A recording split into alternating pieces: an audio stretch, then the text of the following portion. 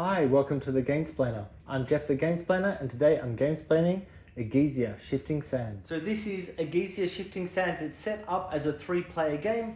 If you're on a 2-player game, it's the other side of the board. If you're on a 4-player game, these tiles or tokens are not in play because those spots need to be left open. Otherwise, the game plays pretty much the same for each player count. The other thing is the turn order. If this is player 1, he's starting with 1 stone. Player 2 is starting with 2 stone. Player 3 is starting with 3 stone. And if there were 4 players, the 4th player would be starting with 4 stone. So, the whole concept of the game is there are people and there is stone. That is your resource. You are going to be placing ships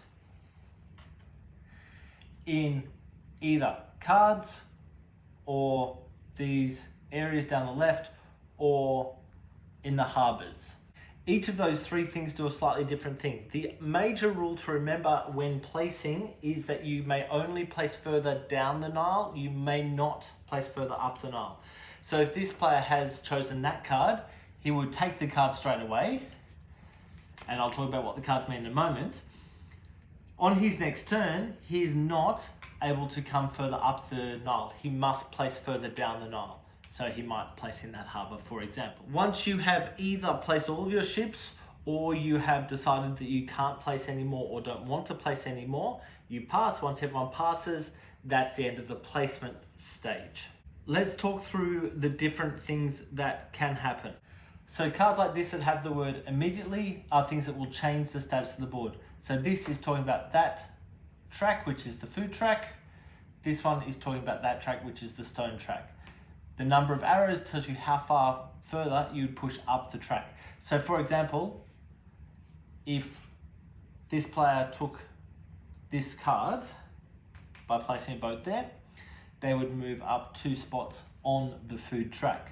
Notice that at the moment, there's a cost of 3 points per missing grain.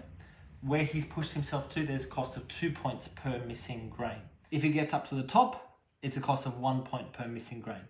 From this point up, he's going to be able to trade in 3 extra grain that he has for 1 point. And if he's at the top and gets another card that pushes him up, he'll get 2 points for that. If he were to take this card, that would push him up 2 spots on the stone market. This picture of the stone next to it means that he would gain 2 stone by being pushed up to there. If he pushes up to the top, he'll get 3 stone. If he is at the top at the end of the game, he's going to get a point per 2 stone that he has on that track. And this one would have 3 wheat during the feeding phase, and he would immediately push up 1 extra spot on the stone track. You'll notice that there are red cards and yellow cards, and they're starting with a green card. That's 3 different types of field, and each will produce food for their workers. So as a general rule, the yellow cards will produce more than the green cards, and the red cards will produce more than the yellow cards. But they depend on where the weather tracker is. So at the moment, yellow cards will produce grain, red cards will not produce grain. This would need to be moved up to there for red to produce grain. And I will talk about how that moves in a moment. The other thing that will go into your own personal area and stay there for the rest of the game are these. This is the quarry or the mine, and that gives you 3 more stone at the end of every round. And there's a feed phase and a stone phase, which we'll talk about in a moment. Other cards to be aware of, this one is one that can be used anytime, see the word anytime, to produce 4 extra grain. So that would allow you to, if you didn't quite have enough grain for all your guys, you could use that card to not have to pay the penalty in points. The other cards that are on the table at the moment is this one, which is immediately lose 5 points, but at the end of the game, you'll gain 5 points, which seems like an insignificant change, but I personally have never taken that card, but I suspect that it is there to allow for extra space on the board without really taking away and giving.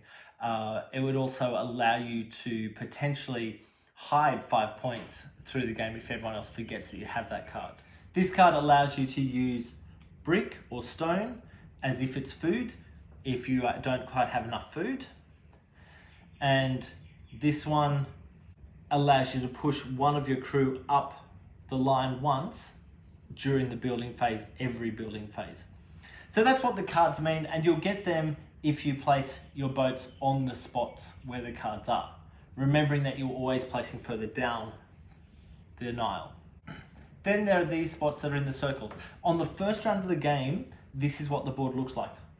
From the second round onwards, you will put these guys over the top of those circles in a random order. So you're not going to always be coming at these at the same rate.